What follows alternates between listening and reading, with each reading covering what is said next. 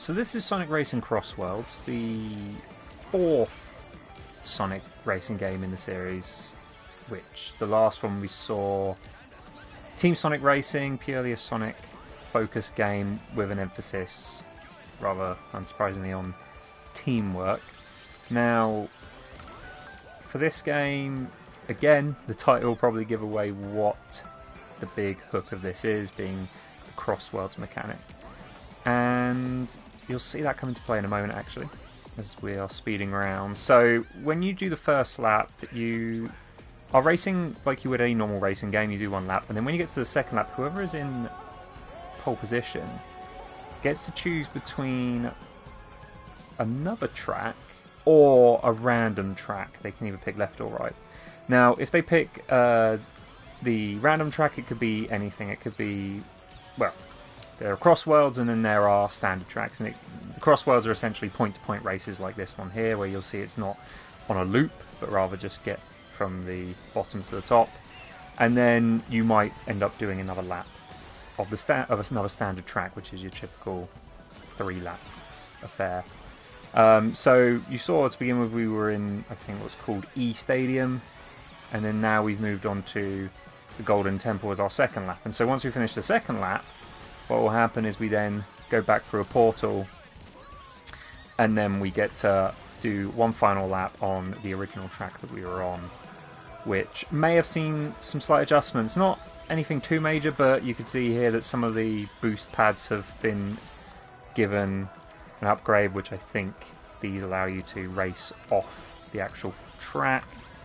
But then, you know, there's another moment in a minute actually that you'll see where a giant ramp has now appeared with another portal, which will give us basically a shortcut. So you'll see, it's interesting, you'll see elements of Sonic Racing transformed with the transforming tracks. Not to the same degree, of course, where you've got, you know, the tracks crumbling or the actual environment itself changing, you know, massively. But another element as well, borrowed from Sonic Racing Transform, which you probably saw a moment ago, was the transforming vehicles. So it's a bit confusing at the moment because I'm a hoverboard, I'm an extreme gear, which, you know, these appeared in Sonic Riders. But you basically have 3 different vehicle types. You've got cars, you've got boats, and you've got planes. Now, the cars is what this circuit here has been based on. The hoverboards count as cars as well, despite not having wheels. But when you get to certain gates, when you pass through, your car will transform into either a boat or a plane, depending on that segment of the track. Now, I believe the next track we're on will have some flying elements, so you'll see that come into play. And so you don't get to pick and choose when you are certain vehicles. You may get to select different pathways where if you go left, you'll continue as a boat. If you go right, you'll go up a ramp and become a plane. So you do have those moments, but you're not picking and choosing Diddy Kong Racing style what you want to race as. It's just certain segments. And so those are really, I'd say, the 2 biggest elements, is the Cross Worlds mechanic and the transforming vehicles being back. The team aspects from Sonic Team Racing are not...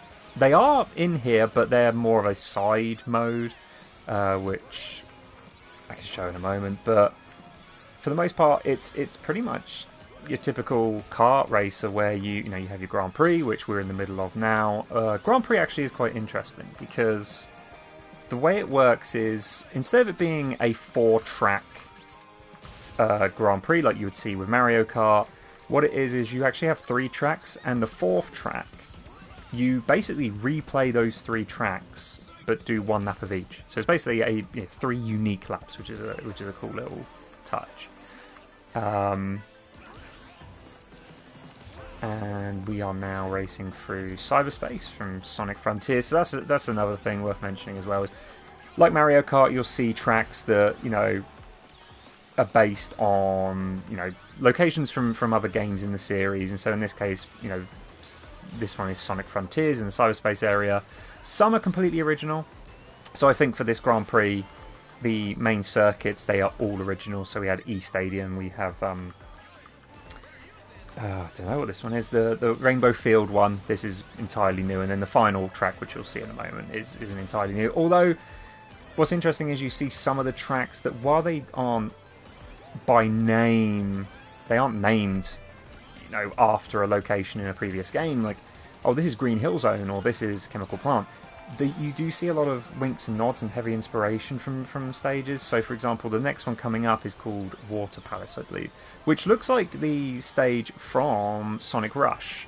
But as I say, it's not exactly the same. There are elements which are similar, but not outright. Okay, this is definitely that location, which I think is cool because it means that they can. They're a bit more free to experiment and take elements from stages, and in some cases they actually combine them. So one stage, for example, which name slips me, is set in a haunted mansion surrounded by giant pumpkins, which obviously when it comes to the pumpkin side you think of Pumpkin Hill with the Knuckles stage from Sonic Adventure 2, but then the actual mansion itself is more reminiscent of the Haunted Manor mansion from Sonic Heroes, one of the stages there. So it's almost blending these two environments together, which is pretty neat. But yeah, it's a good balance, I'd say. You're seeing a number of games represented. There's a number of stages from Sonic Unleashed. There's some from Sonic Colors as well. And I think the balance between brand new environments and returning or inspired ones is I think it strikes a good balance, really. In total, so there are 24 circuit tracks, and then there are 15 crossworlds, the middle portions, which are point-to-point races. So you've got a good mix there, and it seems like the plan is going to be, with the Season Pass, which I'll talk about more later on, is they'll have 6 more tracks from other franchises. I was going to say video game franchises, but some of them are not video game franchises.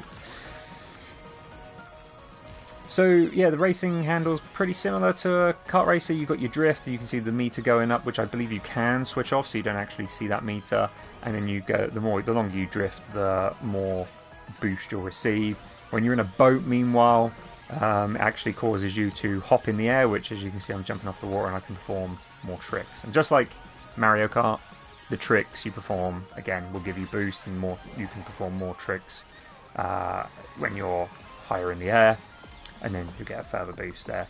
So I've got a choice here. I can pick between Roulette Road, which is a Sonic Heroes stage, or I can go random, which could be any of the other 15 cross worlds or 23 circuits. So I wanted to go for Roulette Road. Whoops. As for the items, it's always difficult. As someone who's played a lot of Mario Kart, it's always difficult playing another kart racer because it's almost like learning a completely different pattern of objects, because you're so used to green shells and red shells and banana peels, and then you play this where some of them you can see some of them are pretty self-explanatory. They do, to its credit, it does have, I don't know if you can see with the spiky ball there, little traffic cone, which is a symbol for a defensive item, one that you'll leave behind, whereas if we can get another one here, you might see another symbol. Oh, we've got the exact same one. This bomb here, which means it's with the sword, it's a projectile. So in this case, I can either fire it in front of me like this, or fire it behind me, and that will blow someone up. And then you do have other types as well, boost types. So instead of a mushroom, you have the wisps from Sonic Colors. I'm hoping to get something a bit different here. So it doesn't help, just like Mario Kart, when you're in first place, you tend to get the same sort of weapons, which, obviously are a bit less attack heavy. But you did see there I got to block an item as well, which is something that you can do.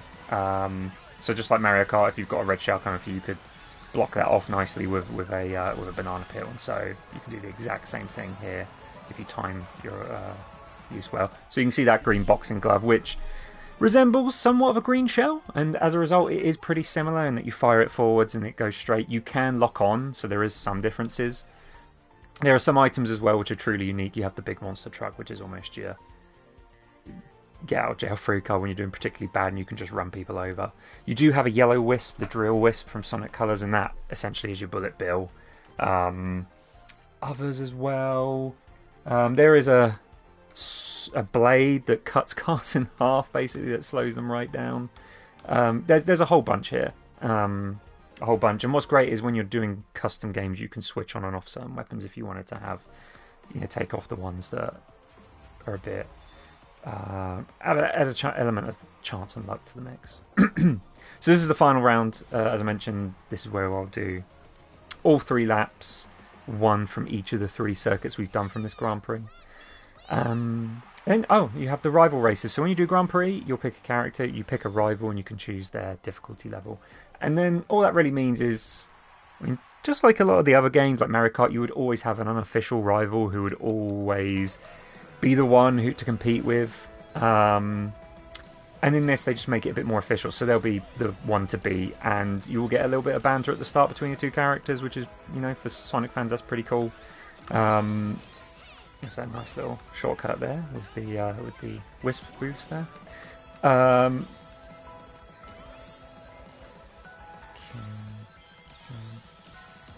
The ring system as well, just like Mario Kart, where Mario Kart World, if you get 20, every coin you get will increase your top speed. It's the same here with Sonic, but of course that threshold reaches much higher. The magnet item there slows, it attaches to people and then slows them down like a magnet would. And I was mentioning the rivals as well, so there's the odd bit of banter. Some of them reference previous encounters they've had, others just, for characters who haven't really met each other, and some even reference the comic books, which is quite interesting. So now we're flying. The flying is a bit tough to get used to, especially with the drifting side of things. But as you can see, because I'm drifting left and right, I'm getting some boosts there. So we're on lap 2 of 3, which is going through our second course.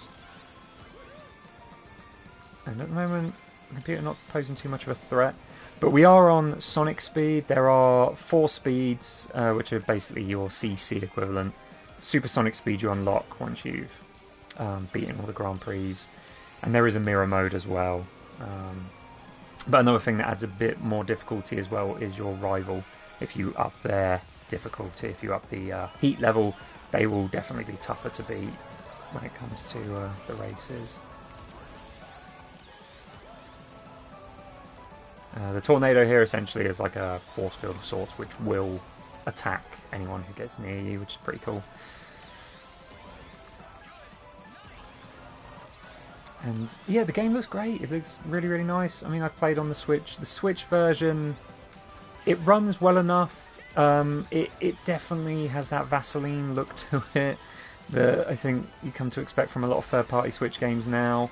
But it runs fine. I think really, if the Switch is the console that you have, or the Switch 2, you can always buy it and then get the upgrade, which I think they're releasing later this year, where I imagine the game will look much closer to what it does now. I'm playing on a PS5, and yeah, I think it's a really, really awesome looking game visually, lots of bright colours. So yeah, we've done that. We've done the Grand Prix. You can see we're now going to win. As everything you do in the game, you earn tokens. These can be used to purchase car parts. They can be used to purchase stickers for your car as well. They can be used to eventually give to friends to level up your friendship level with them, and they'll give you rewards as well.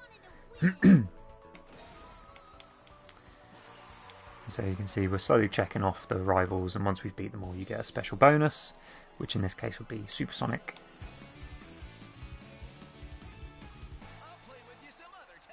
And that was a pretty perfect run, first, and first. Definitely one of the better runs I've done. So there is a lot more, of course, to the game beyond Grand Prix, but we'll get back to that at a later date.